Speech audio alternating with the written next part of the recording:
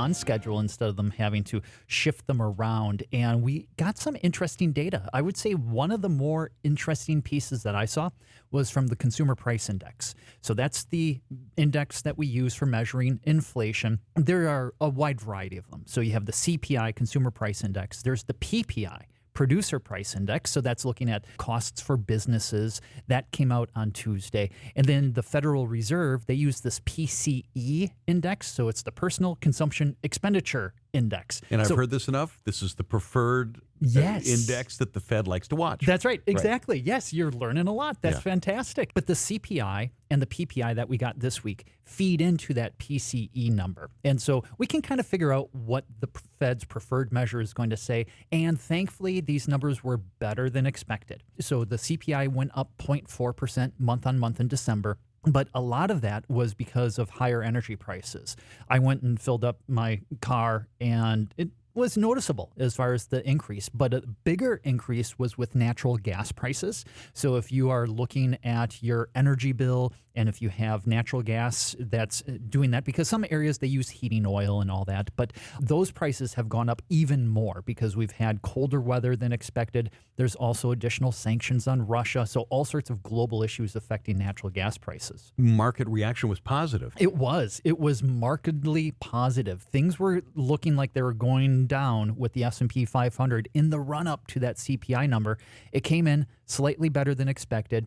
We saw yields move lower and then stocks move higher. And that is basically, I think, just telling us what's driving the market right now. Two big forces. One is obviously what's going to happen with Washington, D.C. As you said at the beginning, change is coming.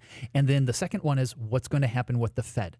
Because the Fed, at their last meeting, they suggested we're going to cut back on the pace of rate cuts. Well, some people have taken that to mean that they might actually reverse some of those rate cuts in 2025. This one piece of data that we got, this inflation number, suggests that no, they're probably still on path to keep cutting, just at a slower pace. Felt pretty good because we'd been getting roughed up for a while. We had been. Yes. Yeah. The market volatility has been just not as bad as in the past as far as in a correction or in a bear market. Correction is usually where you have a 10% decline. A bear market is when it's 20% or more. But we were getting close. We were getting close to that correction territory. Things were looking really good. Then there's a bit of a stumble just before Christmas, the Santa Claus rally that a lot of people were looking for. It didn't really happen. We were actually kind of flat during that period of time, the last 5 trading days of the year and then the first 2 of the next year. It was a wild ride. It was almost like a roller coaster, right? As far as you almost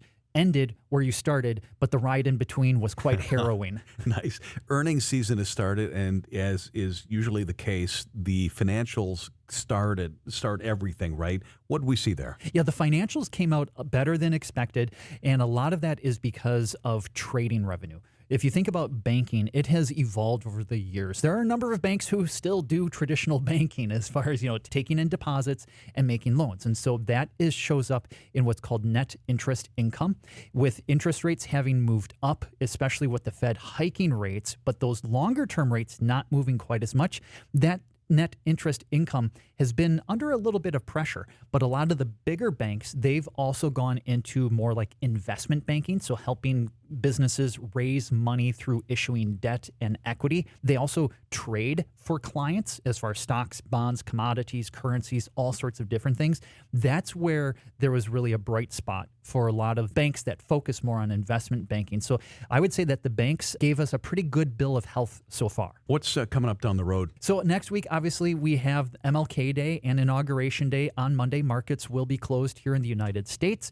We're going to be obviously waiting and watching to see what happens with new policies that could be announced pretty quickly. We don't know exactly what President Trump has in store for us. But then a lot of the data is really more about housing and some things related to more what I would say second tier level data, where it's not necessarily market moving, but it's more we use these data points to feed into other projections for the bigger numbers like labor force and what's going on with inflation. And of course, earnings season, it really begins to ramp up.